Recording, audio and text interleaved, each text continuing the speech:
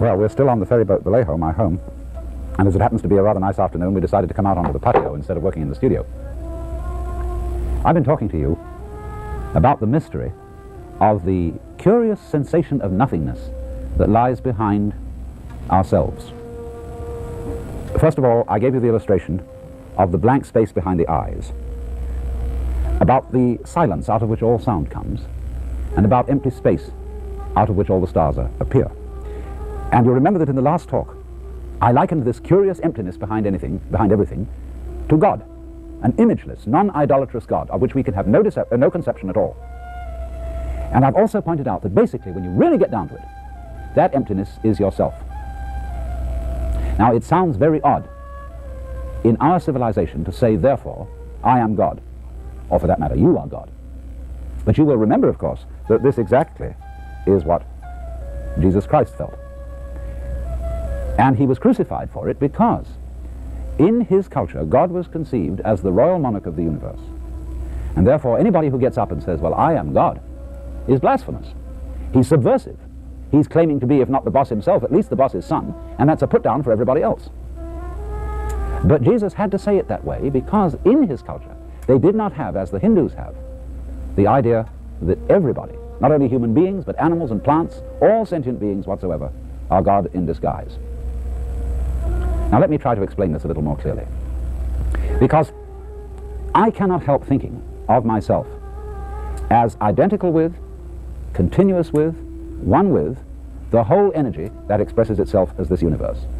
If the universe is made of stars, a star is a center from which energy flows. In other words, there's the middle and all the rays come out from it. And so I feel that as the image of the whole thing, that all energy is a center from which rays come out. And therefore, each one of us is an expression of what is basically the whole thing. Now, therefore, whereas in the West, in the Jewish, Christian, and Islamic religions, we have thought of God not only as a monarch, but as the maker of the world. And as a result of that, we look upon the world as an artifact, a sort of machine created by a great engineer.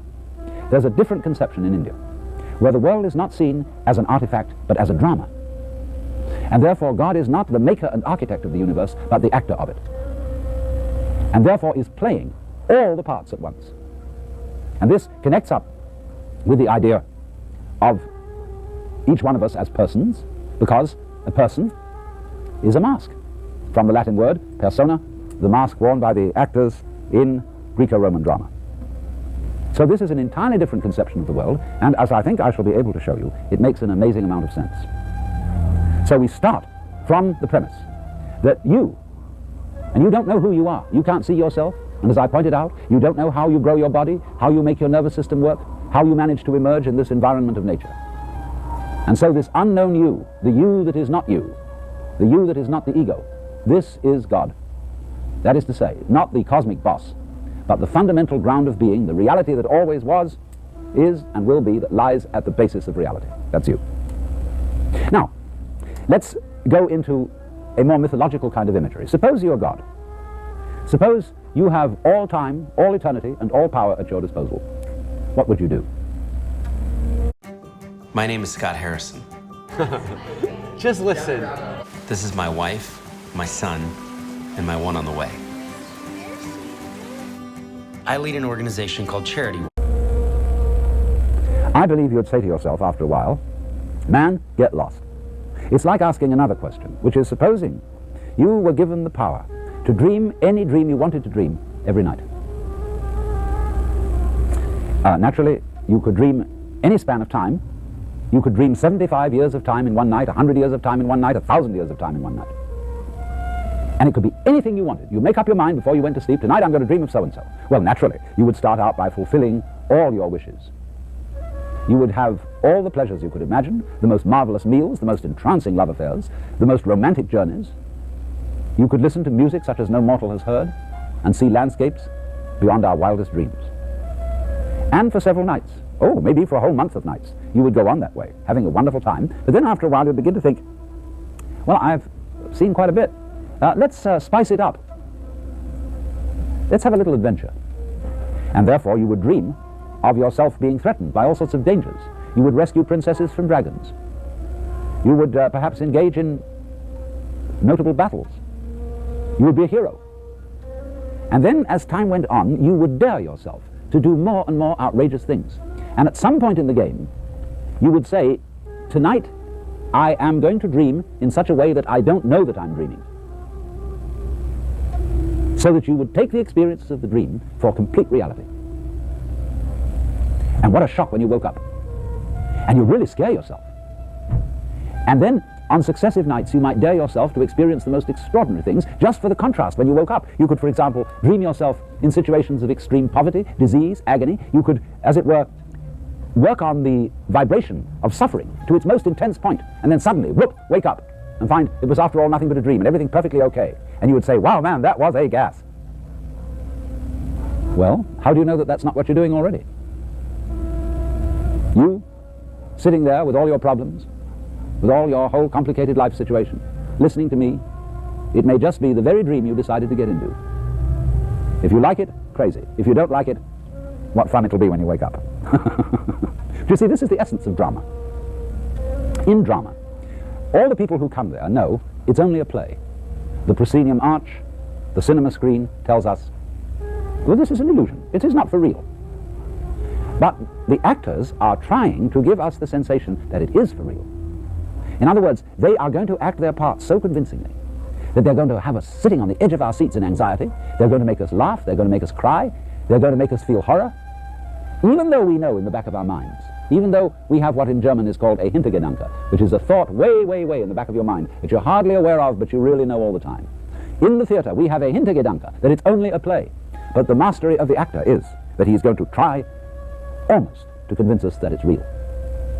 And so therefore, imagine a situation where you have the best of all possible actors, namely God, and the best of all possible audiences ready to be taken in and convinced that it's real, namely God, and that you are all many, many masks which the basic consciousness, the basic mind of the universe is assuming. To use a verse from G.K. Chesterton, and now a great thing in the street seems any human nod where move in strange democracy the million masks of God. And of course here it is. This is the mask of Vishnu, the preserver of the universe. And you see, it is a multiple mask to illustrate the fact that the one who looks out of my eyes and out of all your eyes is the same center. So, if I look at another human being and I look straight into their eyes, isn't that curious? We don't like doing that. There's something embarrassing about looking into our eyes too closely. As if, don't look at me that closely because I might give myself away. You might find out who I really am. And what do you suppose that would be? Do you suppose that another person who looks deeply into your eyes will read all the things you're ashamed of, all your faults, all the things you're guilty about? Or is there some deeper secret than that? The eyes are our most sensitive organ. And when you look and look and look into another person's eyes, you're first of all looking at the most beautiful jewels in the universe.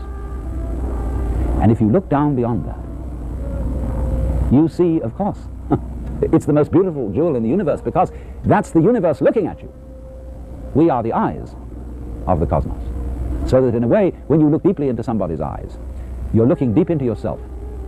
And the other person is looking deeply into the same self, which many-eyed, as this mask is many-faced, is looking out everywhere. One energy playing myriads of different parts. Why? Obviously, it's perfectly obvious. Because if you were God, and you knew everything, and were in control of everything, you would be bored to death. As I said, it would be like making love to a plastic woman. Everything would be completely predictable, completely known, completely clear, no mystery, no surprise whatever. Look at it in still another way. The object of our technology is to control the world. To have, as it were, a super electronic push-button universe, where we can get anything we want, fulfill any desire simply by pushing a button. You know, you're Aladdin with the lamp. You rub it, the jinn comes and says, Salam alaikum, I'm your humble servant. What do you wish? Anything you want.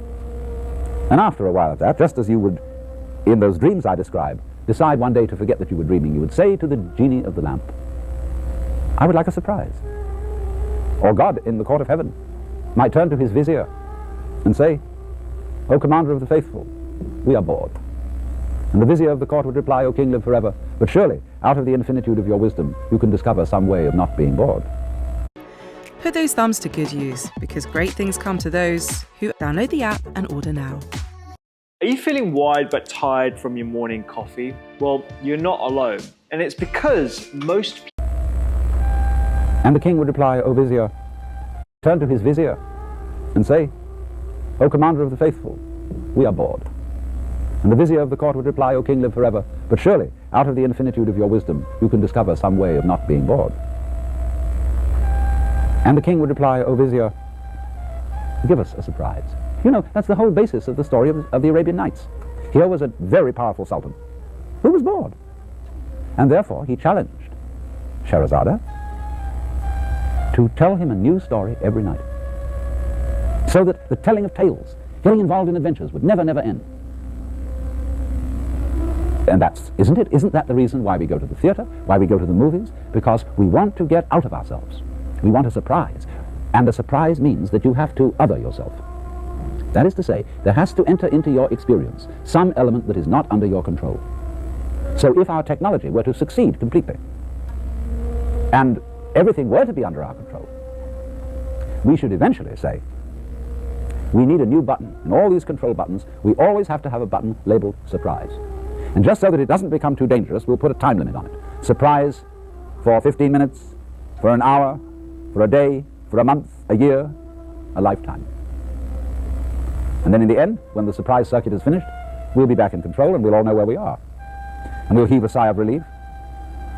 But after a while, we'll press the button labeled surprise once more.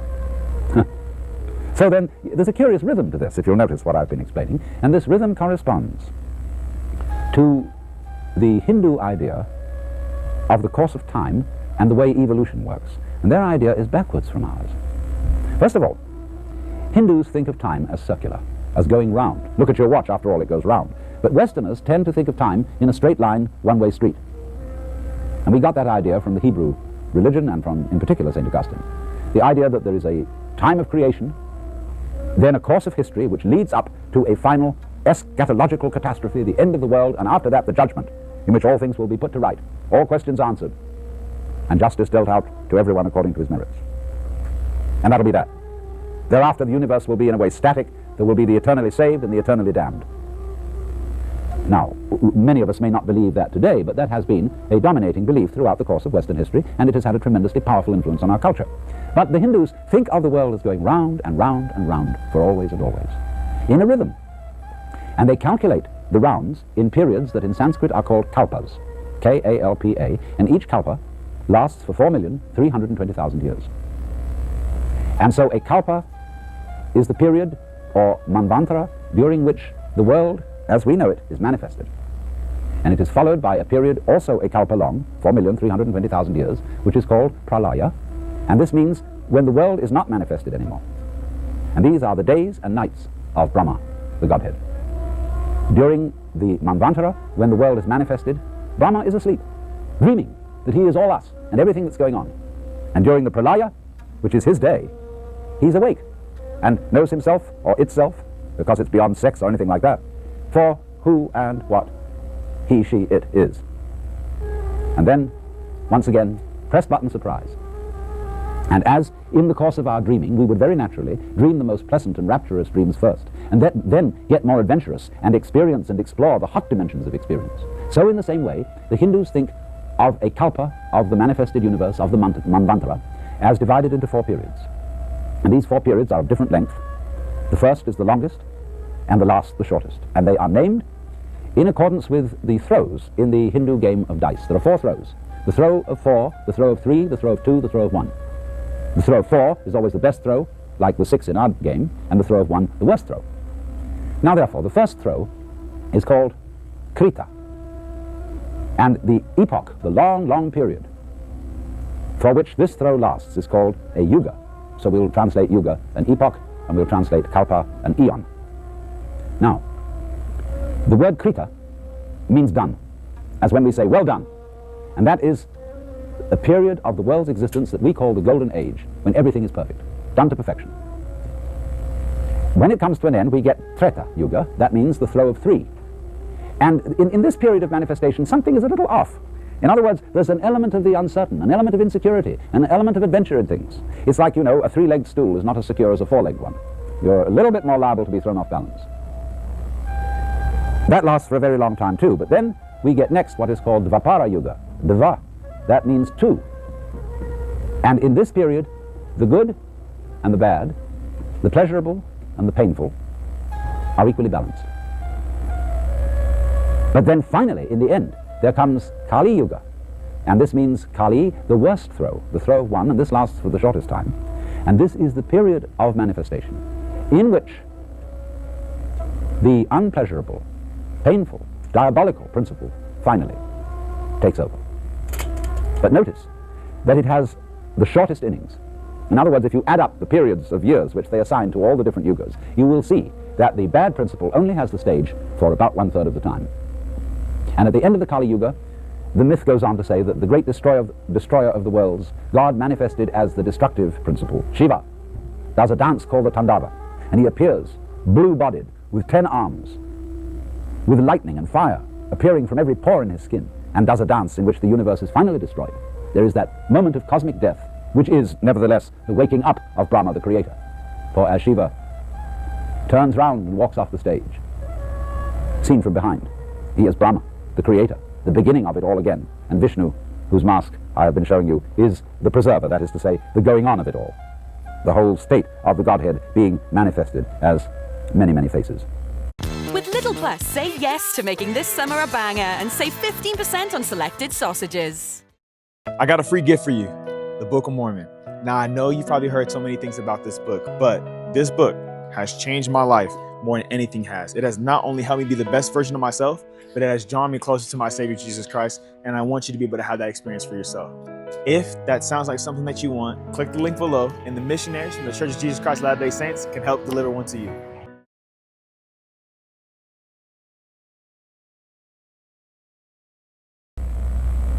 So, do you see that this is a philosophy of the role of evil in life, which is in a way rational and merciful? You see, if we thought God is playing with the world, he's created it for his pleasure, and he's created all these other beings than himself, and they go through the most horrible torments. You know, terminal cancer, children being burned with napalm, concentration camps, the Inquisition, the horrors that human beings go through. How is that possibly justifiable under any system where we say, well, some God created it, and if a God didn't create it, and there's nobody in charge, and there's no rationality to the whole thing, that it's just a tale told by an idiot full of sound and fury signifying nothing, then you're liable to say, the only out is suicide. It's a ridiculous system. But suppose it isn't that. Suppose it's the kind of thing I've described to you. Supposing that it isn't that God has all these victims, and is pleasing himself, showing off his justice by either rewarding them or punishing them. Supposing it's quite different from that. Supposing that God is the one playing all the parts, that God is the child being burned to death with napalm. There is no victim except the victor. All the different roles which are being experienced, all the different feelings which are being felt by the one who originally desires, decides, wills to go into that very situation. Curiously enough, there's something parallel to this in Christianity. Very few people know about it. There's a passage in St. Paul's epistle to the Philippians in which he says a very curious thing. It says, "Let this mind be in you, which was also in Christ Jesus, who, being in the form of God, did not think identity with God a thing to be clung to, but humbled himself, and made himself of no reputation, and was found in fashion as a man, and became obedient to death, even to the death of the cross." You see, here you have exactly the same process. The idea of God becoming human, suffering all that human beings can suffer, even death. And St. Paul is saying, let this mind be in you. That is to say, let the same kind of consciousness be in you that was in Jesus Christ. Okay, Jesus Christ knew he was God. Wake up and find out eventually who you really are. Well, in our culture, of course, they'll say you're crazy or you're blasphemous, and they'll either put you in jail or in the nut house, which is the same thing. But if you wake up in India and you tell your friends and relations, my goodness, I've just discovered that I'm God, they'll laugh and say, oh, congratulations. At last you found out.